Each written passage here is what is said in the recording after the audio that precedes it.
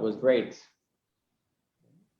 All right, so I wasn't sure that this class would happen tonight, with of course everybody getting ready for Pesach, unless you don't have a kitchen, there's nothing to clean.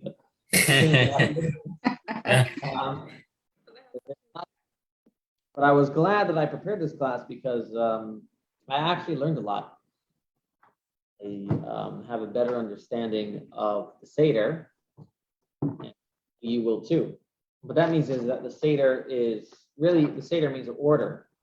And it's funny because there's nothing more chaotic than a Seder. I mean, there's the old joke of the Gentile who was heard, oh, the Jewish holiday Passover is coming up. Let me go to their synagogue. Maybe I'll get invited for a good meal. So he goes to the synagogue, and of course he gets to the house, and first they take 15 minutes to sit down, and then the first thing they do is give him a cup of wine. He's already dizzy. And then they get to wash their hands. He's like, oh, finally I'm going to get to eat something. Then he gets a little piece of parsley and he dips in salt water.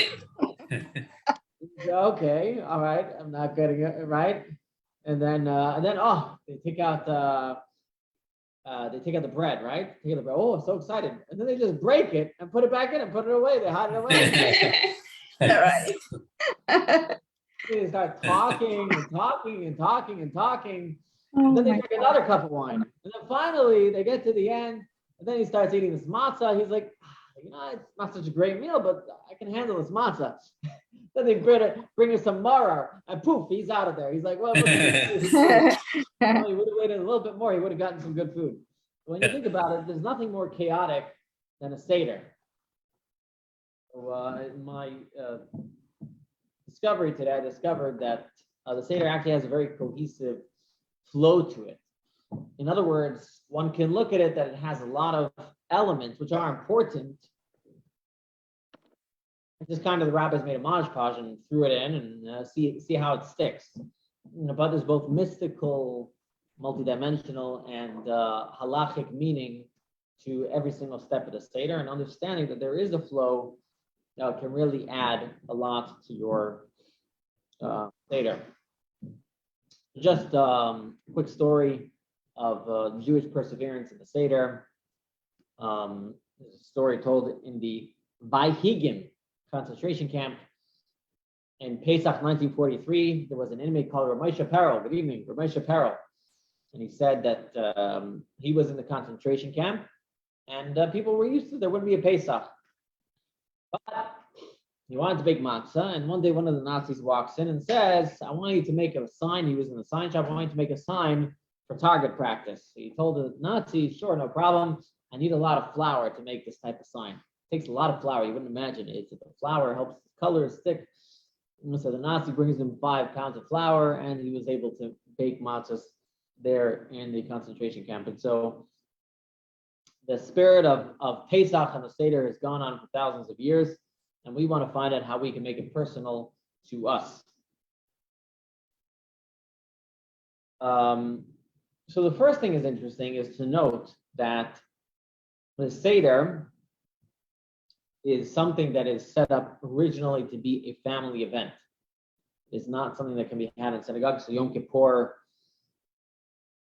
there's really 2 ways of looking at it. Yom Kippur on the one hand, and do Yom Kippur yourself. But generally the celebrations of Yom Kippur are done in a community. Pesach is really the only mitzvah where it has to be done with family, or at least friends. Because originally the Paschal lamb that was offered up on Passover, and that's what they would eat on the Seder night, which probably tastes a little bit better than whatever we eat today. Oh, good evening, Henry. Whatever we eat today, I believe I'm entertainment for the road.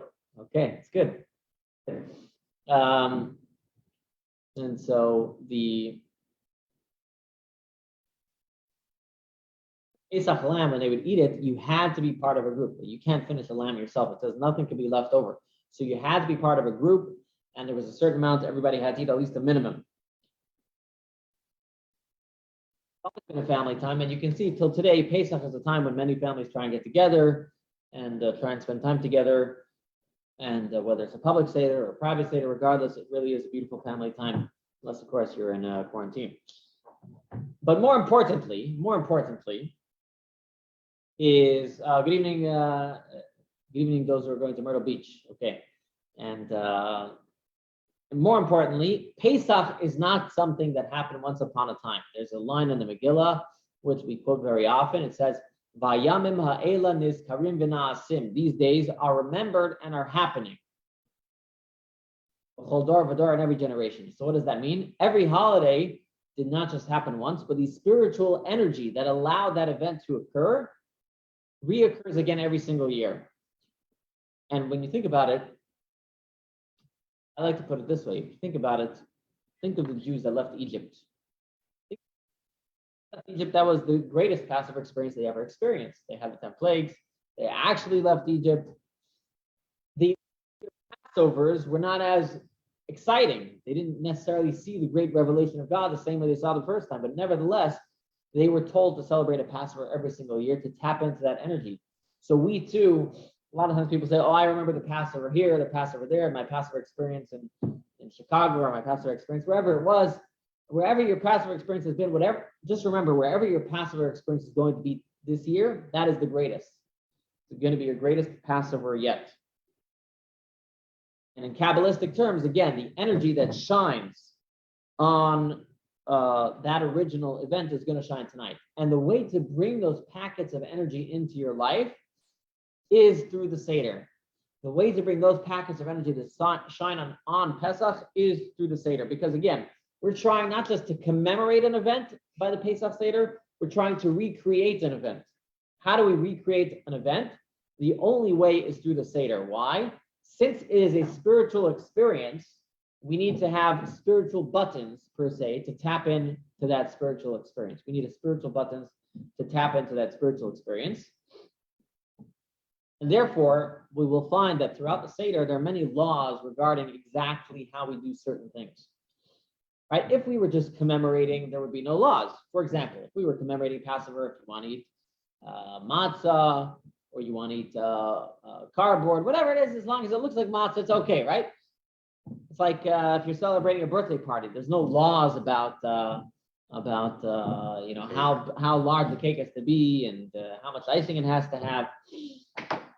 Or another example, they say the joke, imagine if you celebrated December 25th, all the laws there would be about the trees, right? They have to be this tall, this many leaves per branch. Be like Lulav and Lulav and Etrog, exactly. Be like Lulav and Etrog. You come there with a magnifying glass to make sure it's the nicest one. All right, so why do we do this when it comes to our spiritual experiences? Because as Jews, we believe we are not just commemorating an event, but we are recreating an event. And the only way to recreate it is by following specific rules and specific guidelines, just as you cannot access a website unless you type in all the dots and you type in all the correct letters, just as you cannot win the Super Bowl unless the ball crosses the goal line, right? Being an inch away is not good enough. Just like you cannot hit a home run unless it actually goes out of the park. So too with mitzvahs and the spiritual energies that come along with it, we have to follow the details that are given to us. I'm throwing this out here. This is a general preface to understand why are the details of the Seder that we're going to discuss so important. And again, we're not going through all the details. We're going to get to a lot of meaning, but we're just saying that the details are important because without those details, you cannot recreate that Seder event. You cannot recreate that spiritual energy. There's an example. There's a story told. There was a wealthy man. He had a custom. He used to invite poor people to his house to eat. And he had an army of servants that would bring the food. And every single time he was ready for the next course, he would ring the bell and everybody would come. And at the end of the meal, his custom was anybody who wanted, he would ring the bell and the servers would come and take one course and bring the next course. He used his bell. Every time at the end of the meal, he would tell all the guests, anything that you want, you could take. So typically people took a silver spoon or a silver fork or a nice piece of china. One time there was one person who says he wants the bell. He wants the bell. So he heads home and he gets home and he bell and nothing happens. He was hoping he'll ring the bell, just like at the rich man's house. The servants will show up and bring in the food. But alas, nothing happened. Obviously, we understand why not. The bell is not what makes it happen. You have to have the bell in the rich man's house at the right time. You ring it in the middle of the night too, no servants will come. So why am I saying this? Well, on the one hand, we have to do the Seder at the right time. If you ring the bell, if you do all the actions, but you're doing it at the wrong time, wrong place, I don't know if there's a wrong place, because Judaism can be celebrated ever, but if you do it at the wrong time, If you eat the matzah too early, you drink the cups too early, you're not going to be able to get that spiritual benefit, those packets of energy. The flip side is we can also have a Seder which might just be ringing the bell, but it's a hollow bell. In other words, we're ringing the bell, but we don't have the meaning, and so we're just going through the actions and not really trying to capture that energy. And so we want to make sure that we both do it at the right time, and at the same time, we're not just going through the motions, but we're trying to capture that beautiful energy that is available to us at the Seder. Any questions or comments? No, okay. If you're on Facebook, I'm very sorry, but I can't see your comments tonight, as most of the time. So I always advise you come to Zoom. Huh? Let me see if I can pull it up. Yeah, okay. I doubt there's any comments on Facebook, but we'll go with it. Okay. In summation, what I said is that the Seder is a time where we can recreate the energy, and therefore precision in the Seder is important to be able to access those packets of energy, but we also want to bring meaning into our Seder, and that is what we will go through next. So the next thing I'm going to say is to understand why are there so many things in the Seder. So first we're going to go like this. First we're going to tell you there's like a goodie bag of items that need to be in a Seder for many different reasons. There's multiple items that need to happen at the Seder, and we'll explain why. Then we'll get into the order of it. Okay, so the first basic thing that has to be done at the Seder is we have to tell over the story. The Torah says, you will tell your children that they're saying, and basically you should tell over the story of the Exodus. So therefore, we understand that even if we know the story of the Exodus, we have to actually tell it over. There's in fact a story in the beginning of the Haggadah that points out that exact idea, that says there were great rabbis sitting around and they were talking about the Exodus all night. Implies that rabbis usually wouldn't talk all night, but that's a different story. Okay, for all the bad rap we get talking too much. All right, so the first thing is we have to tell over, it's a mitzvah to tell over the story. That's why we have the Maggid, which is the long section, which we'll explain soon. Other element we have to have is according to the Talmud. The Talmud says the story itself has to have a structure. That structure is we have to start at the low and end at the high. It makes sense. You want to uplift and raise yourself, right? You wouldn't want to start, oh, we got out of Egypt and we were so happy, but you should know once upon a time we were slaves. And then end the Seder talking about we were slaves, right? No, you want to end on the high, and therefore we start at the low point and we end off at the high point, and we use the items at the Seder to also tell the story that way. We use the Matzah and the Maror, kind of be physical items to help ground us in that story. Then we have questions, okay? When the Torah tells us to tell the story of Exodus, it's framed specifically in a question. It says when your child will ask you. By the way, how do we know there's 4 sons? Because in the Torah, it speaks in 4 places about talking to your children about the holiday Passover. That's how the whole 4 sons comes about. But in one of those places where it talks about telling your children, it says, when your children will ask you, and from there we learn that it's important that this story happens through a question. So far we had a couple elements. We had you need to tell a story. Within that story, it needs to be starting at the low, ending at the high. The format of the story needs to be questions and answers. That is all about the story. Now let's get to the items that we have, or the important items. There is a mitzvah that we have to eat matzah on the night of the Seder. And what that means is that regardless of whether you do a quote unquote Seder or you don't, eating matzah on Seder night is a mitzvah. A good example of this is putting on tefillin every single day. Many people put on the tefillin at the shacharis in the morning prayers, right? That's the best way to do it. However, if someone puts on tefillin any time of the day, they have done the mitzvah of tefillin, because tefillin is a separate mitzvah from the morning prayers. Okay, so any time of the day you do it, you've gotten a mitzvah. So similarly, at the Seder, technically, eating the matzah is its own mitzvah. We couple it with the Seder, it creates it creates a certain experience, but technically eating the matzah is its own biblical obligation. Okay? And we have eating maror. If you look in the Torah, it says you have to eat bitter herbs on the night of the Seder. God told the Jewish people they need Maror on the night of the Seder. We will explain a little bit later that today Maror is rabbinic. We'll get to that a little bit later. Good evening, Ian. Again, we had telling a story, and we had the way you tell the story is low to high. We had questions and answers. Then we had you have to eat the matzah, you have to eat the maror. There was something that was eaten during temple times called a korban pesach, the paschal lamb. It was a beautiful lamb offering. Today we don't have the paschal lamb. However, we have it there in spirit. As we'll point out, we put something on the Seder plate. Another element of the night is the 4 cups of wine, and the 4 cups of wine are rabbinic.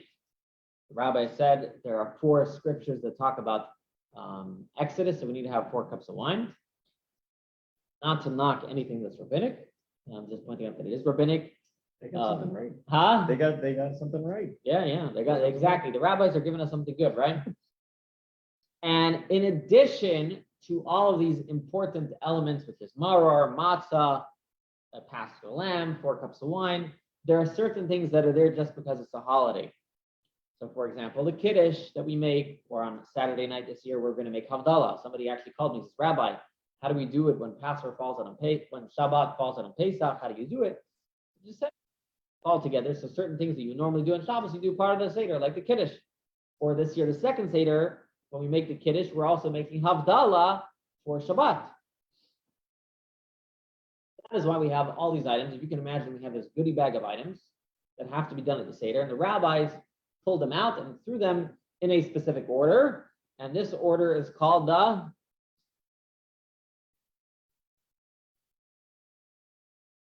Haggadah. No. The Seder. Seder, right? Okay, all right. I've confused you all so much that you all forgot what I'm talking about. Okay. All right, so we've discussed the Seder. Let's discuss, before we get to the 15 steps of the Seder, let's discuss the Seder plate. We'll have our items that are sitting there at our Seder. There's a couple ways of doing the Seder plate. I will talk to you about the Chabad way of doing it. On the top left and right. So on the top left, I believe, you have a hard-boiled egg, and on the top right, you have shank bone. Some people do a shank. What is shank? Is shank the chicken neck? No, it's the leg. Some people do a shank, a leg. Some people do an arm. There's different customs of exactly what people do for their a lot of different. Some people buy an actual piece of lamb, right? Shank bone. So why do we have these 2 items, the shank bone and the egg? The shank bone represents the paschal lamb that we do not eat. Important that we do not eat it. It's there as a remembrance, to remember the Holy Temple. Many people have the custom to actually burn it and pull off all the meat just to make sure we don't accidentally eat it. And the other side of it, the original custom, what is the shank bone called in Hebrew? Everybody knows the shank bone on the Seder plate. What is it called in Hebrew? What do we call it in Hebrew? It's called the zroa. You ever the name zroa? It's called the zroa. So zroa actually means an arm. And that's because the original custom was people would put the arm of the sheep, not the shank bone. However, shank is like right there. Yeah, we don't use, but that was the original custom. That's why it's called the zroa. However, people were getting confused and maybe people were eating it, so we've now put other items over there.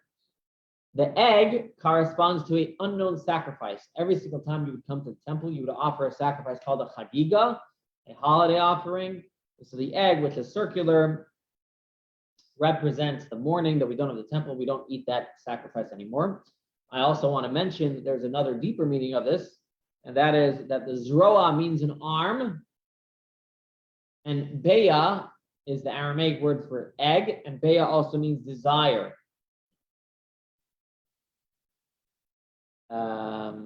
Okay, desire. Can everybody else hear me? Yeah, okay.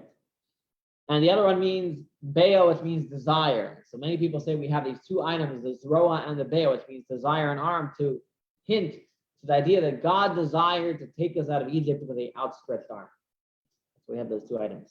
So zroa means an arm, the beya means desire. So God desired to take us out with an outstretched arm. They would have more meaning to those 2 items on the Seder plate. One of them, which is many people look forward to, the egg dipped in salt water. But anyways, okay.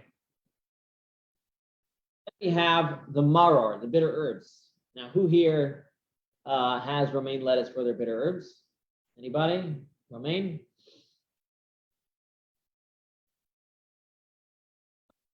I Some got people- kale. Is kale Huh? okay, Rabbi?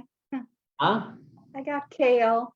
You got kale. Okay. Well, there's a song that we sing at the Seder about that. Mippy kale, mippy kale. Okay, no, just kidding. So Um, it doesn't count? Is that what you're saying? Yes. So it goes like this. It's bitter. Maror, you have to eat bitter herbs on the night of the Seder. The Mishnah lists 5 herbs that classify as bitter. While there is disagreement what those 5 herbs are, it is accepted today that 2 of those are the romaine lettuce and horseradish. Now, I want to caution, horseradish, when we say horseradish, it has to be unadulterated horseradish. So the one they sell in the jar, typically they put in vinegar or something else in it.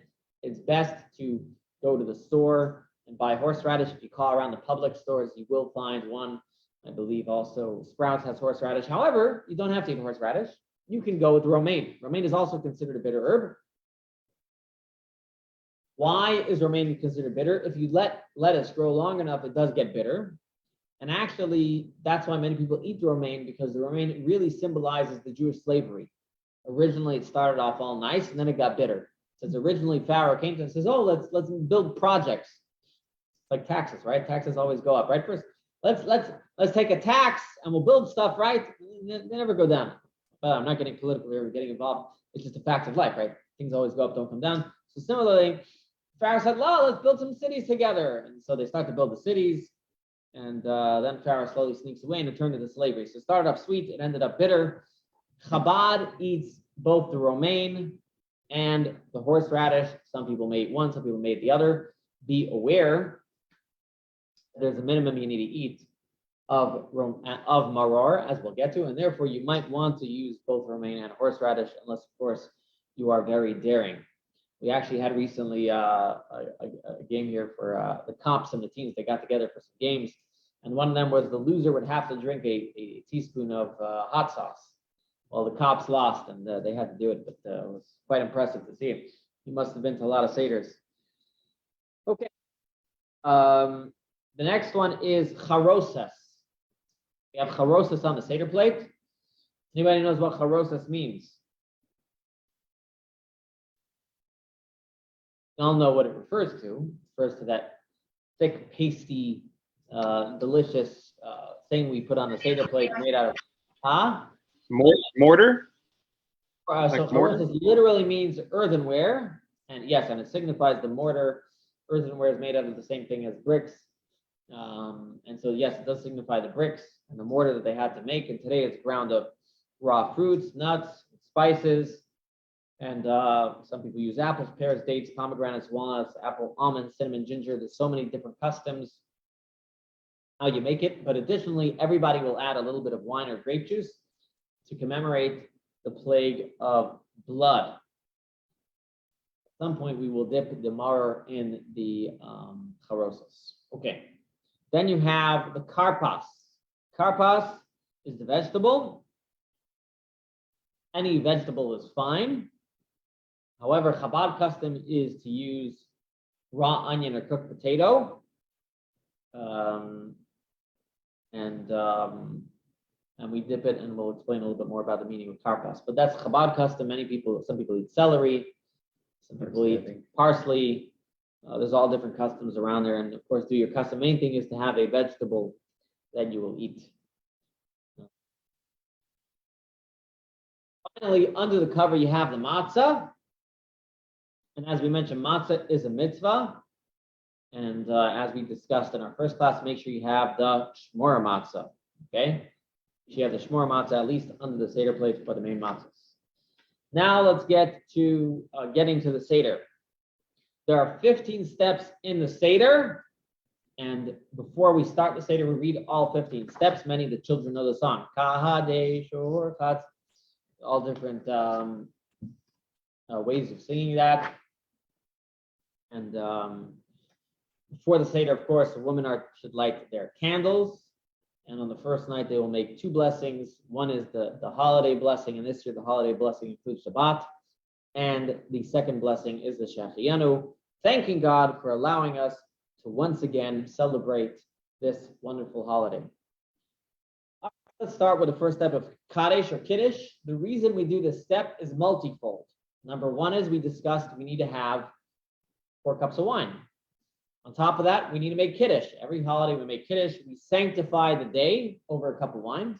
So here we will kill 2 birds with 1 stone. Although there must be some nicer line than that. Did anybody come up with a nice one there? Like nobody has like a. Why do we want to kill birds? I don't know. I don't even know where it came from, but interesting. But regardless, so you get 2 things at once. You have to start off with a Kiddush because you cannot eat on a holiday before you make Kiddush. That's FYI, or Shabbos. You should always make Kiddush first. Important to note, how much do you have to drink for the 4 cups of wine? So the cup itself has to be at least 3.2 ounces, and one preferably should drink most of the cup, which is 1.6 ounces. In this case, in a 3.2 ounce cup. Preferable, of course, to finish the whole cup. The other thing is, it's important to fill up the cup to the top. In fact, overflow it. Your blessing is overflowing. People look and say it's a waste. It's a blessing overflowing. And you want to have blessings overflowing in your life. It is better to fill the cup to the top and not finish it than to drink a half a cup. Because when we say the 4 cups, you need to be drinking from 4 cups. And a cup of wine is only when it's full. So make sure you fill the cups to the top. You don't want to finish it, that's okay. Drink at least 1.6 ounces and make the Kiddush. What's unique for the Kiddush on Passover night is that everybody makes Kiddush. Typically at a Seder, typically every Friday night, one will not make, only one person or 2 people make Kiddush. Since here there's an obligation for everybody to drink 4 cups of wine, everybody makes the Kiddush together. Also important, make sure you drink the cup leaning to your left. If you don't lean to your left, you will have to drink a cup of wine again leaning to your left, because leaning to our left signifies we are free. Why to our left? Because that is considered less of a hazard for choking, as opposed to leaning to your right, based on where your windpipe and your esophagus is, or however the science of that works. So in summation, the first step is very simple. The reason why it's the first step is because before you do anything, you need to make Kiddush. Why is everybody making Kiddush together? Because everybody needs to drink 4 cups of wine. So we are doing 2 birds with 1 stone. Everybody's making Kiddush. Make sure your cup is at least 3.2 ounces. Make sure you fill it up to the top. Try to drink at least 1.6 ounces of every single cup. And make sure you lean to the left. Otherwise, you will be in for a very drunk night. Okay? And whoever is leading the Seder should make sure to remind everybody before the blessing, because after the blessing, you don't want to or you drink the cup. So before the blessing, make sure to remind everybody, make sure you lean to the left. Next step is Orchatz. Orchatz is as mentioned, education is the key of everything. And so therefore, first of all, we start off with something that will shake things up from the ordinary. Typically, we don't wash our hands on a Friday night and don't make a blessing. Here we will. Now, what is the reason why we are washing our hands? Is it just like to drive the kids crazy? Like it's not something we really should do? So the answer is no, we are washing our hands because it's actually Jewish law. Many people don't know this. Jewish law is you should actually wash your hands before you eat a pickle. Yes. Before you eat any wet vegetable, one should wash their hands like you do for bread without a blessing. Unless, of course, you're eating it within a bread meal and you've already washed your hands. But if you're eating it outside of a bread meal and you are going to touch the food, some say a fork is okay, some say not. Of course, rabbis debate this, I'm sure you can imagine. But assuming you're going to touch the vegetable, you must wash your hands before. I saw an interesting thought that said that many people are not careful with this law all year round. So why suddenly comes the Seder, we're like instituting this for everybody? And the answer is, there's a general idea. If you're going to do it right. Tonight, the Passover night is all about doing it right. If we're celebrating Passover, we want to do it right. And that's a message to us. We may not always do the right thing, but when we do it, we should do it the right way. So I say, if you want to come to Shul, come to Chabad. No, okay. You can go to Young Israel too. Oh, Young Israel Chabad. Oh, okay. All right. But honestly, that is actually why many people come to Chabad. Many people have told me that, even though they're not Orthodox or they're not religious at all, but when they want to do it, they want to come for a traditional service, so to speak. Okay. Another interesting idea here about the dipping of the vegetable, and that is the general idea that we're trying to get the kids to ask a question. Obviously, I already mentioned there's a text that says we're trying to get the kids to ask questions, but deeper, why does the Torah make such a big deal of asking questions? So why does Judaism make such a big deal of asking questions? In general, we all know, all your rabbis will tell you, oh, Judaism, we're very big into asking questions, because the key to growth is asking questions. When we stop, we just accept. We don't ask ever. We lose our inquisitiveness, and we will not gain more. When you ask, you're more likely to listen. There's a famous story of Rabbi, a Jewish physicist, and he says he was a Nobel Peace Prize. He won the Nobel Peace Prize, and he says what caused him to become a great scientist was when he was a child. His mother didn't ask him, "What did you learn today?" But she used to ask him, "Did you ask a good question today?" Not so much about how much knowledge we've gained, but are we still thirsting for more? Are we still striving to dig deeper? And that's the message of the Seder, that when we do these things to drive our interest, we should think about that during the rest of the year. When we see Jewish actions, Jewish practice, or Jewish text, we should try to inquire, and that will allow us to grow and become better people. So as we celebrate Karpa, celebrate your inquisitiveness and your inquisitive nature. Okay. Now we get to the Magid. The Magid is the main part of the Seder. Sorry, Yachas. Before we get to the main part of the Seder. Yachas is where we break the matzah. And we take this matzah and we break it into two pieces. Middle matzah, we break it into two pieces. And one, the larger piece, we put away for later. And the smaller piece we keep for now. We will say the story of the Haggadah over the smaller piece. So why in that way? And the answer is, as we will develop through here, is that when you look at the Seder is really as we said, you start on low and you go on the high. You start off talking about the slavery, then you get to the redemption from Egypt, then eventually you get to the future redemption. So that is why the smaller matzah is going to remain for the story of Exodus, because the Exodus was a redemption, but not a complete redemption. We have still gone into exile since. Complete redemption means where there is no other exile after it. That means we are completely redeemed. And so the larger matzah we are going to keep for the end of the Seder, when we are getting close to celebrating the future redemption. Customary in Chabad to break that bigger piece of matzah into 5 pieces. That is because it makes it easier to hide it as the afikomen. I'm just kidding. That is because it's considered that there are 5, just like the hand. You have 2 hands. One hand, you have a right hand and a left hand. In Kabbalistic, in Kabbalah, we say the right hand is kindness and the left hand is severity. You have 5 fingers of kindness, 5 fingers of severity. And so we break it into 5. We want to take the 5 powers of severity and elevate them to the 5 powers of kindness. In fact, if you break it mistakenly to 6, Chabad custom is you put that 6th piece away, and you put the 5 pieces in your little napkin, and you hide that away, all your 5 pieces.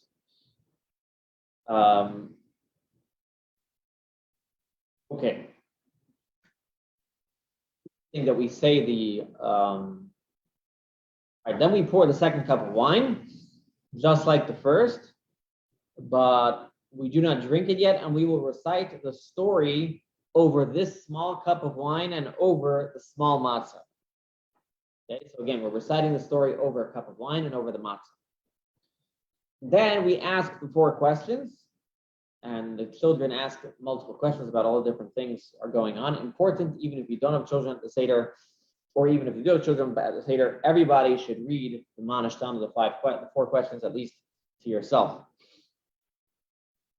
And once we ask the 4 questions, the answer is the story that we just said. You start off talking about how we were idol worshippers in Egypt, and we were slaves, and eventually we will get to the redemption towards the end of the Maggid, and eventually we get to the future redemption at the end of the Seder. I find it interesting when actually you look at the Seder that way, that it's kind of this build-up. You go from exile, you go into redemption from Egypt, and then eventually you end up in redemption, the future, what we celebrate.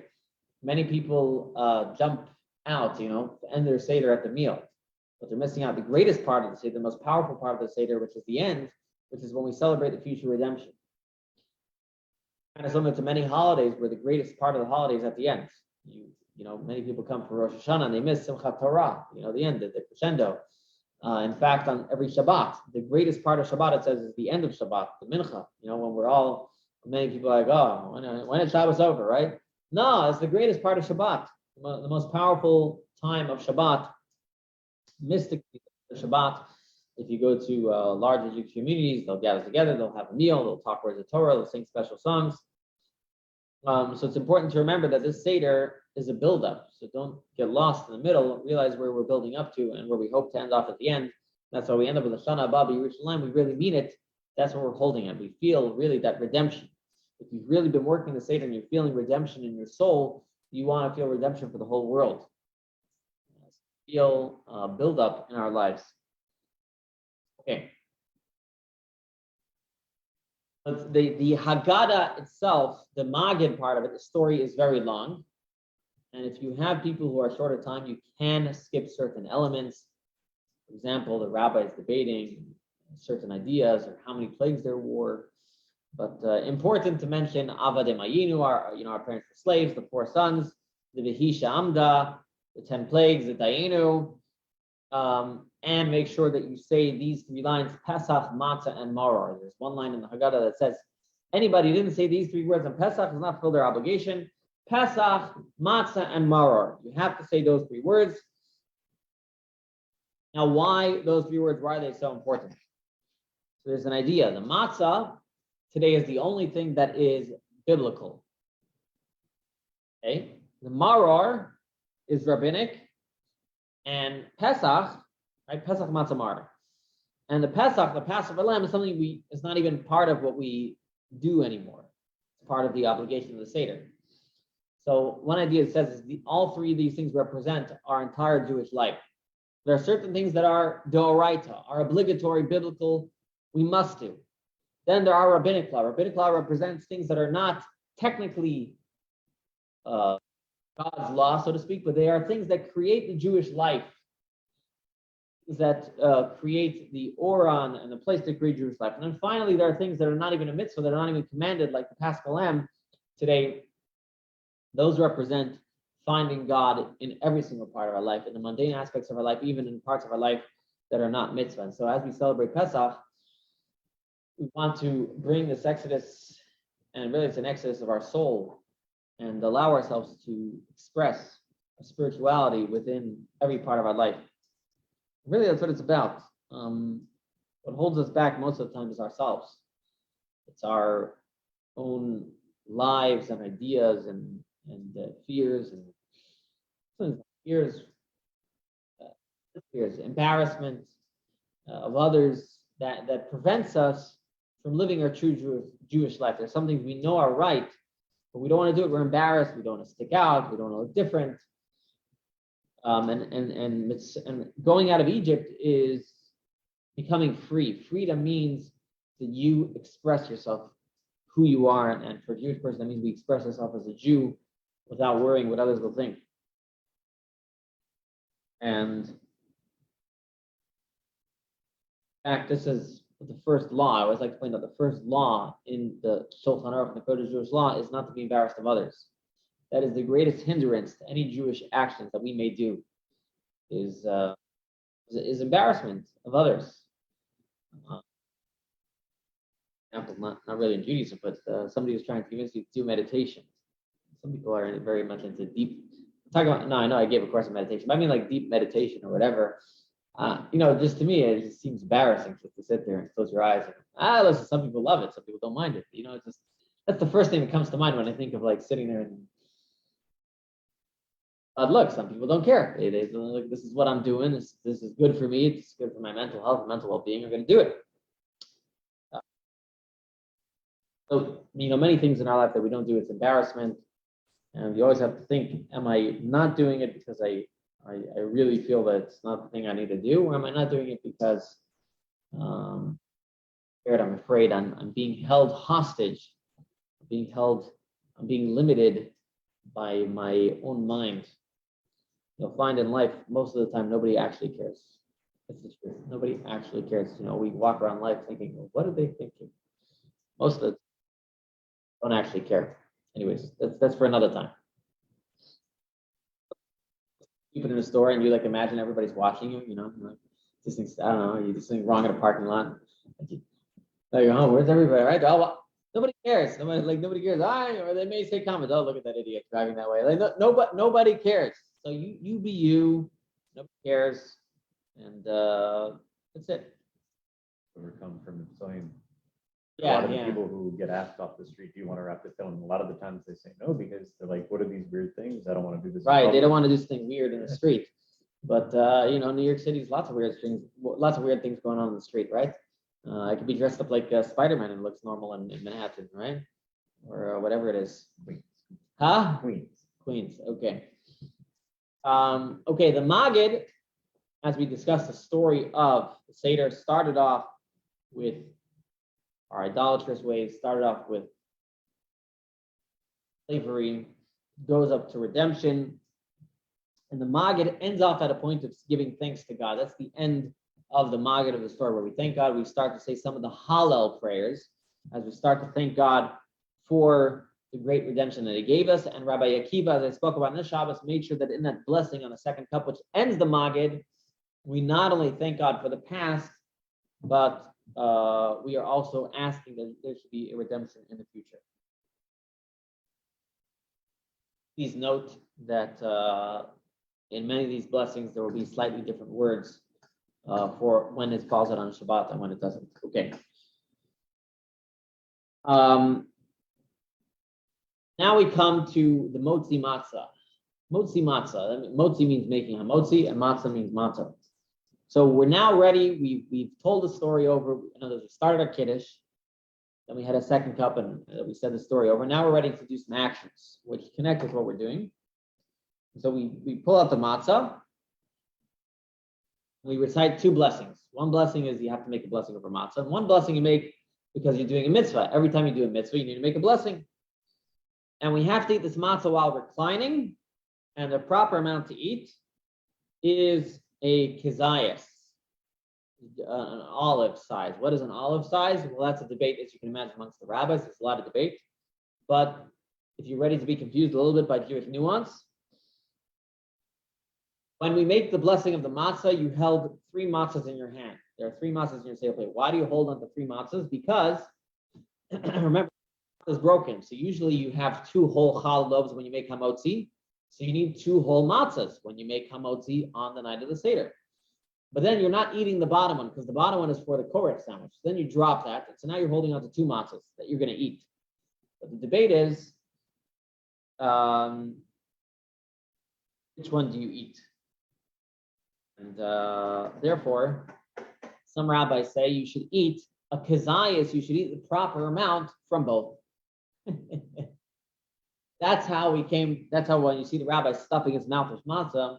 So if you want to eat from both, you're going to end up getting 38.6 grams of matzah.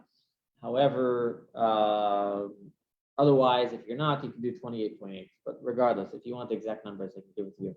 So that's why there's so much matzah that's eaten. So just so you get an idea, because there's a debate if you have to take the kazayas from the first matzah or the second matzah. Again, if you have a Seder plate, then you should eat 38.6 grams. If you don't have a Seder plate, 28.8 grams of matzah is what everybody should be eating at minimum, 28.8 grams of matzah. That's how you're going to get the spiritual energy packed into your matzah, the spiritual packets of energy that are waiting for you in that matzah. So chomp down on it. Just go for it like a champ, and make sure you're leaning to the left, because otherwise you will have to do it again. It's an interesting idea. The two basic things that we eat by the Passover Seder are both matzah and wine. They represent two different ideas. Matzah represents something dry, very bare bones, no, just flour and water, no taste, no flavor. Then you have the wine. Wine tastes good. The France, you taste a little bit of wine. You go to California, you taste the wine. Wine is very tasty. And so these represent the two ways in which we relate to our relationship with God. There are some things that we feel are like wine. We understand it, we appreciate it, it warms our heart. Are a little dry. When I say they're dry, we don't understand them. We can't fathom it. It doesn't fit in us. For some people, it might be Pesach.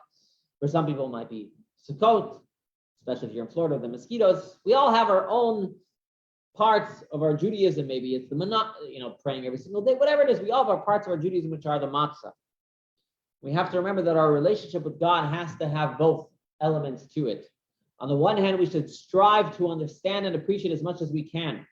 However, if we will limit ourselves to only doing that which we understand, that's not always fulfill God's will, because it's not possible that we as human beings will always understand God. And we need that relationship, just like children have to hopefully understand their parents sometimes, but other times they have to understand. They just have to listen to their parents.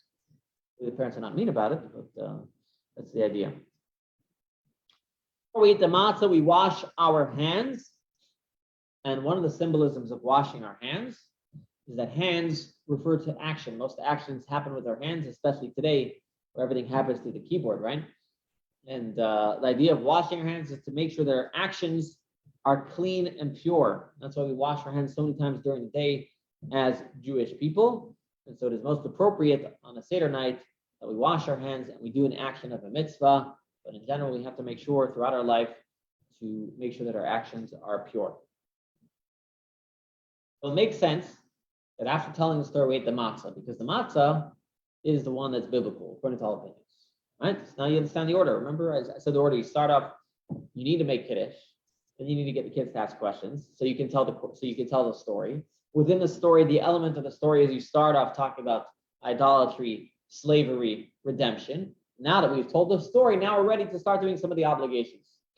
So now we had our matzah, and now we're ready for the next obligation, which is maror, bitter herbs. The maror used to be biblical. Today, it is rabbinic. In other words, the maror was considered an accessory to the Paschal lamb. But since we do not have the Paschal lamb anymore, we still eat it because the rabbis want us to remember the Exodus. Good evening, Don. The rabbis wanted us to remember the Exodus. Rabbis want us to remember temple times. There are many things we do today just to remember temple times. Another example of this is actually lulav and etro. Only the first day is biblical obligation, and the rest of the 6 days are just to remember the temple times. But the deeper symbolism of maror is that although you think we might be celebrating something bitter by eating maror, at a sense, we're also celebrating freedom. How so? To appreciate light, you need to see darkness. To appreciate good, it needs to be evil. And so freedom would go unnoticed without contrasting it to slavery. And so in a sense, the maror accentuates the freedom that we are going to celebrate tonight. And so as you eat that maror, you can think about the bitterness that may have gone on in your life, and now you're ready to be a free person. Maybe you are already free. So contrasting that, and so you can even eat the maror in a way of kind of contrasting it to the freedom. However, maror is bitter, commemorates our bitterness, and therefore we do not lean when we eat the maror. It's important to also note that one should eat at least 19.3 grams of maror, I believe. Now, we had biblical obligation called matzah. Then we have rabbinic obligation called maror. What comes after the maror is a sandwich by Hillel. Hillel basically had this idea like this. He said, you have to eat, in order to fill your obligation Passover, and you have to eat Pesach, the Passover lamb, matzah, and maror all together. Okay? Have to eat them all together. And so therefore, in his belief, to commemorate the maror, right? So today, we don't have a Passover lamb. So the mitzvah of matzah, you eat separately. But if we want to commemorate the Maror, we have to do it like it had to be done originally. And therefore, Hillel says, therefore, we're going to eat matzah with Maror, and that's how we're going to do it. So again, why are we eating more matzah, more Maror? Because of Hillel's opinion. Again, two rabbis, three opinions. Hillel's opinion, again, was that the real Maror had to be eaten with matzah and the Passover lamb all together. And there's other rabbis that you eat one piece, you eat another piece, you eat another piece. They don't have to eat it together. But Hill said, no, they have to be eaten together. So when the obligation of remembering the temple times, when the obligation of remembering eating Maror came to be, he said, in order to truly remember eating Maror, you have to eat it with the matzah.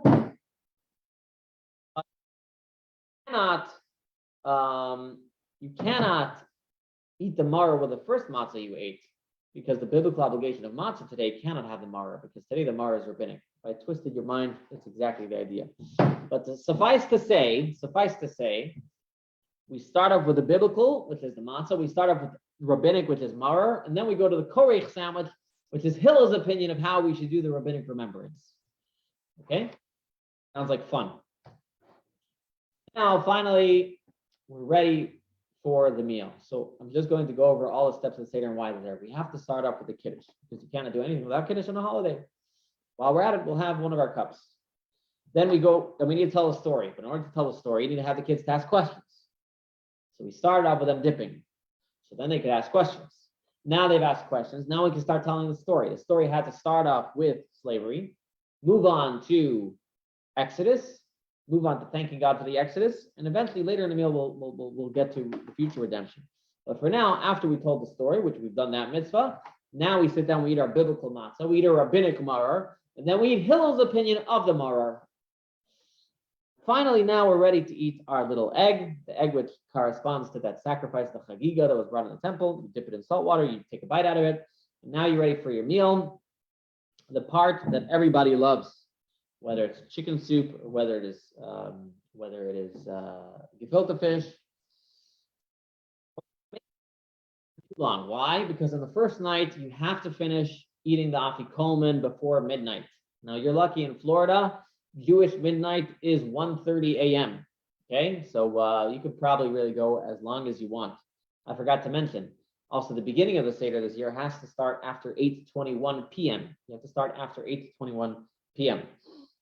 Now again, so after the meal, after eating the meal, why are we eating a meal? Because every holiday we need to eat meal, particularly meat. After the meal, we're going to eat more matzah.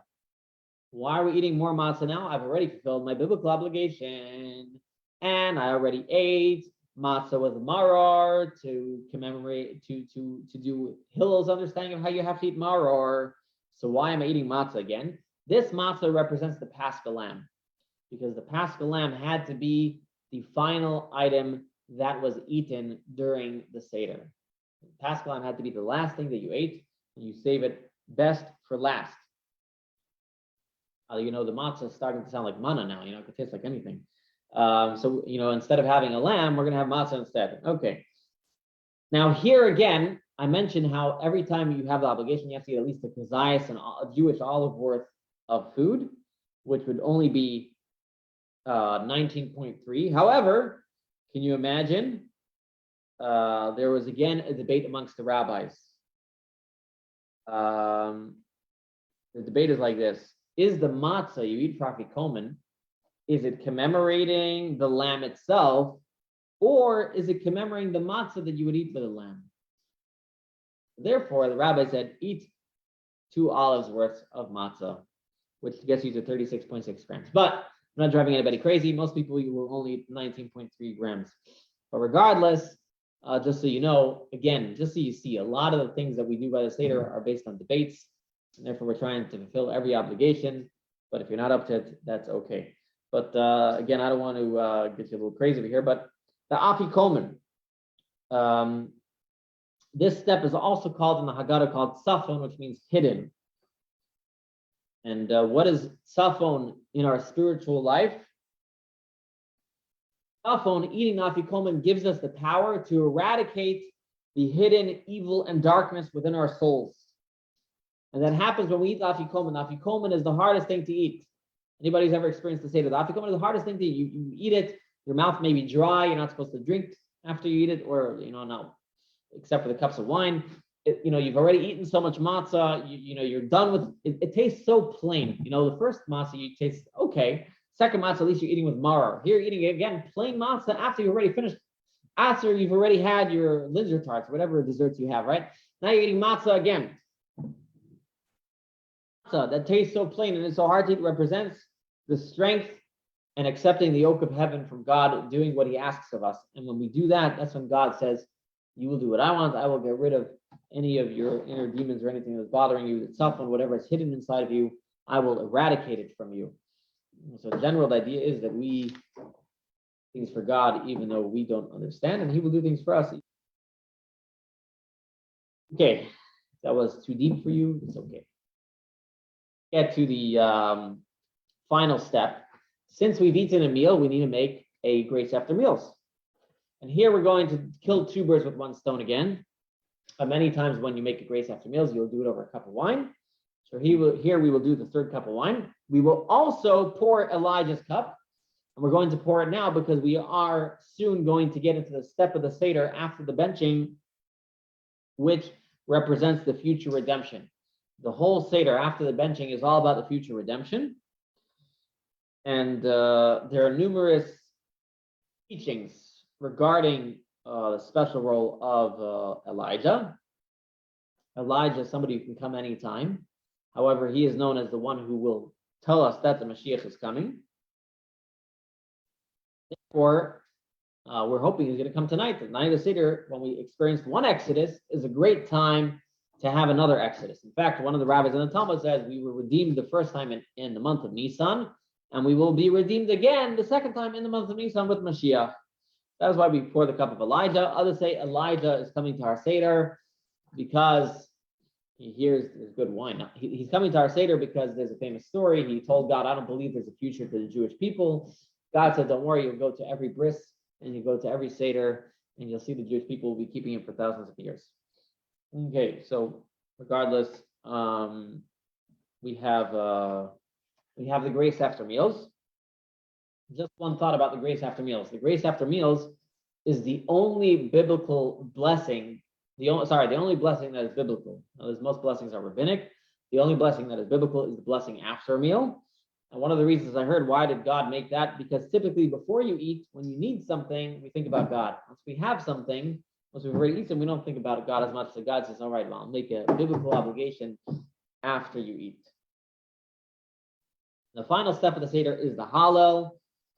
And in the Hallel, we praise God. And, why do we need to praise God? And some say, explanation is not really for God, it's for us. When we praise God, it's not to impress God, it's to impress ourselves. We think about God and talk about God to think about him, because as I always say, he's invisible. And or he's not visible to the naked eye, and so we would not see him. We need to talk about him, and that's what the Hallel is all about. Prayers of thanks, and part of it is about the future redemption. And of course, we end off with next year in Jerusalem, because that is really the whole idea of the Seder, is ultimately getting to that ultimate goal of not just being redeemed in the past, but being redeemed in the future with the coming of Mashiach. So here you have all the steps of the Seder, this very ritualistic event. I've given you some of the rabbinic discussion as to why some of the obligations are the way they are. I've given you the arc of the Seder, how it starts off, the Kiddush, getting, washing the hands, the kids asking the questions, and it leads to the story, and the story has its own setup. And of course, at the end, it starts off at the low point, ends up at the high point, and then we do some rituals, and then we end off ultimately talking about or trying to reach to the future redemption. And why do we need to do this every single year when we're not in Egypt ourselves? Because in a sense, as I said in the beginning, we are in our Egypt, we have our own pharaohs, and this night of the redemption is a night when we can experience the redemption ourselves, and hopefully for the whole world. I want to finish off with one interesting idea. The Rabbi said, look in the sources, the cup of Elijah is a very modern custom. It started in the 15th century, the first mention of it. It wasn't always done at the Seder. Many people say, by the way, that the Haggadah was written by Moses. How do we know? Because it barely says Moses' name in the Haggadah. Can you imagine if someone else were to write it, they would put his name all over. But Moses is the author. It makes sense. He didn't put his name in too much. So, regardless, the cup of Elijah is a much later custom. And the Rebbe said that as we get closer to the time of Mashiach, our desire for the Mashiach is growing greater. As we celebrate the Pesach this year, and as we know all that's going on in the world, it's a kind of a wake-up call again to us. As much as we think life is great, the world can use a lot more perfection. The world can still get a lot better, and we need the Mashiach now more than ever. And so we hope and pray that this year, when we celebrate the Seder, we will be celebrating it, not L'Shana Haba Yerushalayim, but this year we should celebrate the Seder in Yerushalayim, Ir HaKodesh. May it happen very speedily in our days. That's my spiel for tonight. And I'll take questions now if anybody wants.